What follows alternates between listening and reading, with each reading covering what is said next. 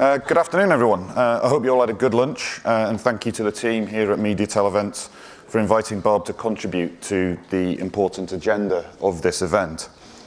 For those of you who don't know, BARB is the UK industry's standard audience measurement for what people watch.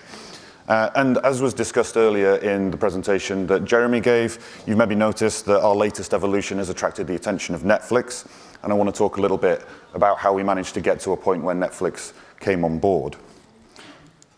Now, there's no getting away from the fact that TV viewing has changed significantly and rapidly over the last few years. Streaming services have become increasingly high profile and are never far from the headlines, whether that's in the trade press or the national press. There's talk of subscriber numbers, the introduction of tiering strategies to limit churn, bring in advertisers, that type of thing. There's obviously also new ways of rolling out content with the binge model and stacking and streaming and all kinds of things like that. We're also looking at video sharing platforms that people can use to broaden the appeal of their content. So up here, obviously, we've got Channel 4's partnership with YouTube, and indeed Sky Atlantic using YouTube as a means to get House of the Dragon in front of more people. So viewers are watching these in significant numbers, and the industry is using them as they will. So it's only right that BARB embraces their role in the industry. And as a result, we also need to get involved because we need to help the industry understand what, in some cases, have become walled gardens. Now, you might say that first-party data is all that you need to understand walled gardens. And it is true that first-party data provides absolute numbers of served programs and ads.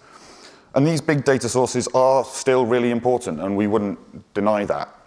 But we do think that a panel such as BARB's, and indeed any of the other panels around Europe, are still necessary to help make sense of the data that you're getting from the walled gardens.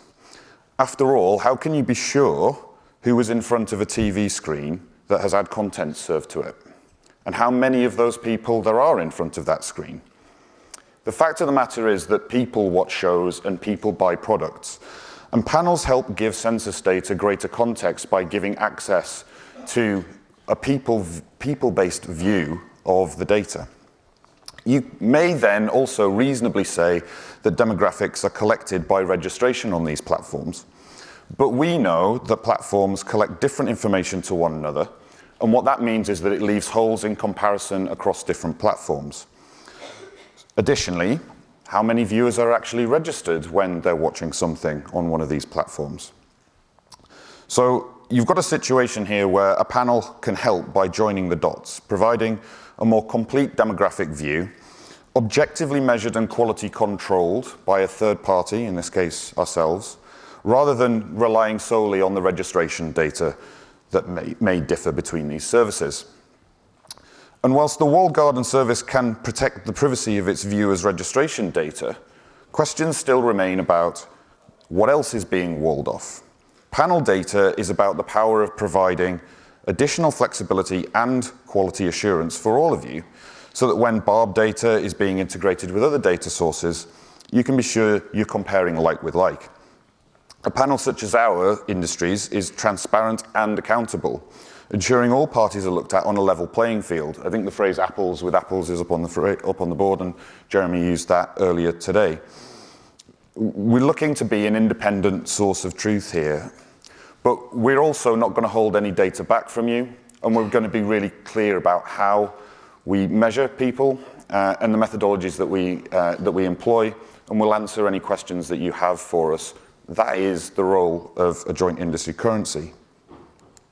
So with these values in mind, and to ensure inclusivity across all the linear and streaming services that people watch, BARB has actually been measuring walled garden streaming services for some time. We're now into a year-on-year area. We've been going since November 2021.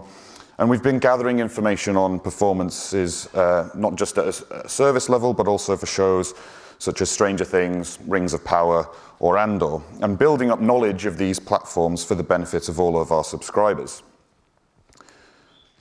To reinforce how inclusive our viewing data now are, we're actually changing the measure of overall content viewing that used to be just TV viewing Now we're talking about total identified viewing. And I'm going to break down its component parts in a moment, but here you can see that reach is actually calculated across 4 screens, the TV set still being the screen with the largest share of viewing, and reach is running at over 62 million people. Now let's get into splitting this out. And the biggest slice of the viewing is still commanded by the broadcasters. Viewing to their linear TV and VOD services accounted for an average of around 2 hours, 40 minutes per day during October. And that's going across just under 59 million people in the UK.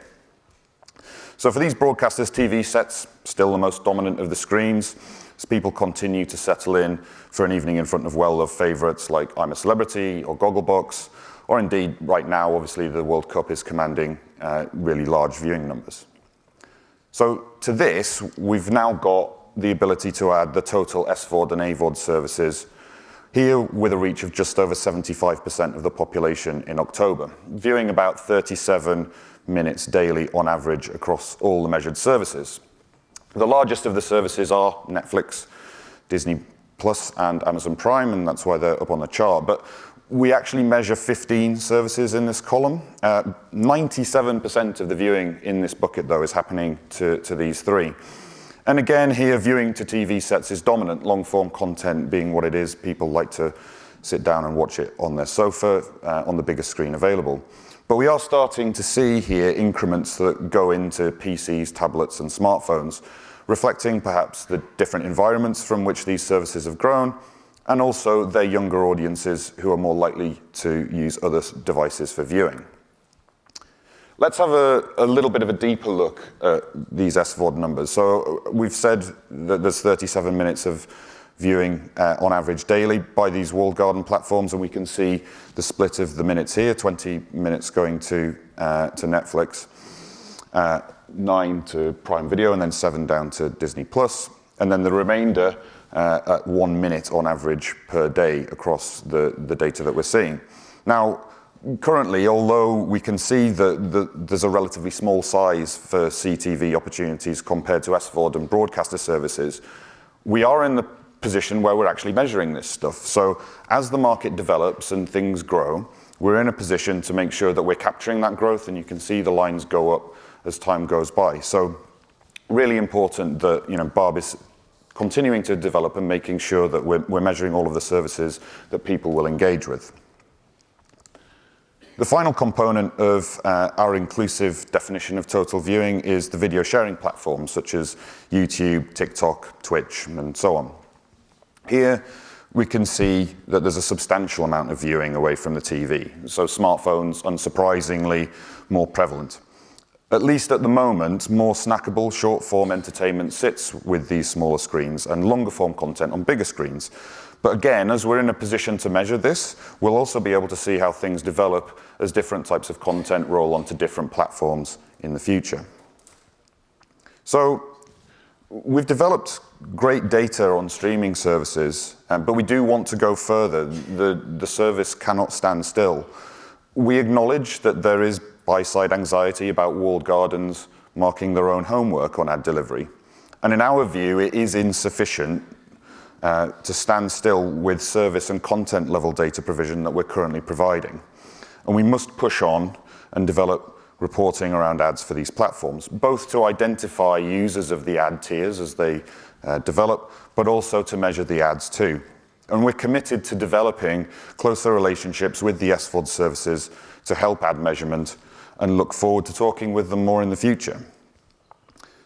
A good example of this, obviously, is Netflix's recent commitment to BARB. This is the first industry-owned currency that Netflix have become involved with in the world. And we think that's vindication of our approach in developing independent measurement as a precursor to a more formal relationship with a service such as Netflix. As Reed Hastings said when we announced Netflix were coming on board, he welcomes the idea of Netflix audiences being measured independently, and sees BARB as the most trusted TV measurement in the UK to help achieve that. Netflix's decision reinforces our inclusivity and our relevance to all of the players in the market. Initially, Netflix has signed up to our existing measurement program, but conversations have started, as was alluded to earlier by Jeremy, about how we can go further. And as ever, we can make more progress when we have the full participation of the services that we report. Our door is open to everybody, and we would be delighted to talk to any service that wants to talk about how they might be measured in the future. So please, come to us. We're happy to talk to you. We also remain committed to evolving the industry standard definition of what people watch. So earlier this year, we announced a consultation to define TV-like content on video sharing platforms. And this is a precursor to further developing measurement of these platforms. YouTube is obviously enormous. Trying to measure the whole thing at once might be just a little bit too far. We'll get there in the end, but we need to start somewhere. And this is where the consultation, we hope, is going to provide us with some good ideas about how we can develop the measurement of the platforms and the ads that they show. So by way of a starting point, we were inspired by Mark Pritchard from Procter & Gamble's speech to the ANA back in 2019, and he highlighted P&G's interests in well-known environments where content meets certain standards of control and safety. Now, this isn't us prejudging the consultation. We're more than happy to hear from anybody, and they can disagree with this. But it's a starter for 10, and we're really interested in hearing what people have to say. We'll be ready to share the findings of this consultation in the new year, and we'll be looking forward as well to discussing the implications of it and how we might further evolve the service with the industry when that time comes. So it has been exciting times for BARB, but there is a lot more to do to meet the developing needs of the industry. I've talked a fair amount about change and changing total viewing to total identified viewing and Netflix coming on board, but some things are not going to change. Our principles remain a solid, unchanging core, founded on objectivity, transparency, and accountability to the industry, as we are at heart by and for you. We will continue to be focused not just on production of viewing data, but also on enabling assessment of outcomes in the upper and mid funnels and ensuring that our data can be integrated with 3M solutions across the industry. As ever, the future for our industry standard measurement of what people watch is about evolution, underpinned by joint industry principles. And I don't think I'm stepping out of line to say that that is the case for other JICs across Europe as well. Netflix's commitment to BARB, though, reinforces the importance of our joint industry approach here in the UK. And I think it demonstrates how our evolution to date is delivering audience measurement that is inclusive, relevant, and attractive to new and established companies in the industry. Thank you very much.